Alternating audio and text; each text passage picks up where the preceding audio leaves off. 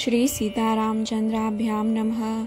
श्रीमद् वाल्मीकि रामायण बालकांडम द्वितीय सर्गः श्लोक 23 से 31 तक। आजगाम ततो ब्रह्मा लोककर्ता स्वयं प्रभु चतुर्मुखो महातेजा दृष्टुम तम मुनि पुंगवम।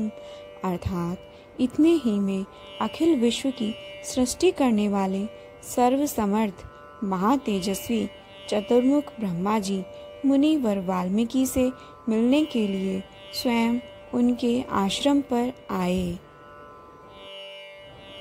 वाल्मीकि रथ तम दृष्ट्वा सहसोत्थाय वाग्यतः प्राञ्जलि प्रयतो भूत्वा तस्थो परम विस्मितः। अर्थात उन्हें देखते ही महर्षि वाल्मीकि सहसा उठकर खड़े हो गए। वे मन और इंद्रियों को वश में रखकर अत्यंत विस्मित हो हाथ जोड़े चुपचाप कुछ काल तक खड़े ही रह गए, कुछ बोल ना सके। पूज्यामास्तं देवं पाद्यासन वंदनये प्रणम्य विधिवच्चायनम पृष्ठवा चैव निराम्यम। अर्थात तत्पश्चात उन्होंने पाद्य, अर्घ्य, आसन और स्तुति आदि के द्वारा भगवान ब्रह्मा जी का पूजन किया और उनके चरणों में विधिवत प्रणाम करके उनसे कुशल समाचार पूछा। अथोपविश्य भगवानासने परमार्चिते वाल्मीकये च ऋषये संधि देशासनम तथा। अर्थात भगवान ब्रह्मा ने एक परम उत्तम आसन पर विराजमान होकर वाल्मीकि मुनि को भी आसन ग्रहण करने की आज्ञा दी।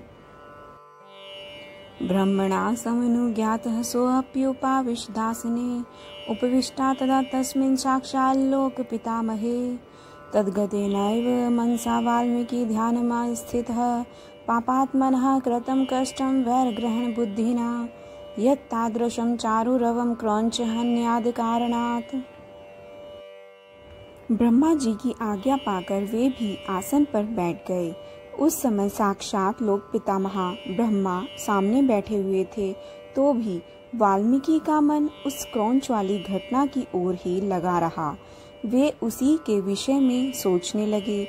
ओह, जिसकी बुद्धि वैर भाव को ही ग्रहण करने में लगी रहती है, उस पापात्मा व्याध ने बिना किसी अपराध के ही वैसे मनोहर कलरव करने वाले क्रौंच पक्षी के प्राण ले लिए। शोचन्नेव पुनः क्रौञ्चिमपु श्लोकमिमं जगौ पुनरंतर्गतमना भूत्वा शोकपरायणः। अर्थात यही सोचते सोचते उन्होंने क्रौंची के आर्तनाद को सुनकर निषाद को लक्ष्य करके जो श्लोक कहा था उसी को फिर ब्रह्मा जी के सामने दोहराया। उसे दोहराते ही फिर उनके मन में अपने दिए हुए शाप के अनौचित्य का ध्यान आया। तब वे शोक और चिंता में डूब गए।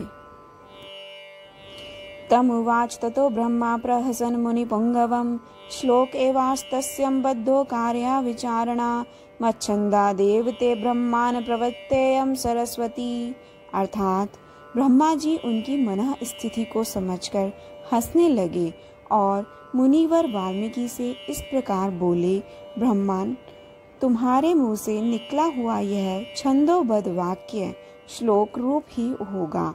इस विषय में तुम्हें कोई अन्यथा विचार नहीं करना चाहिए।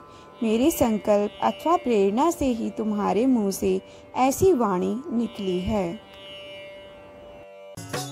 जय जय राम सीता राम, जय जय अवधपति।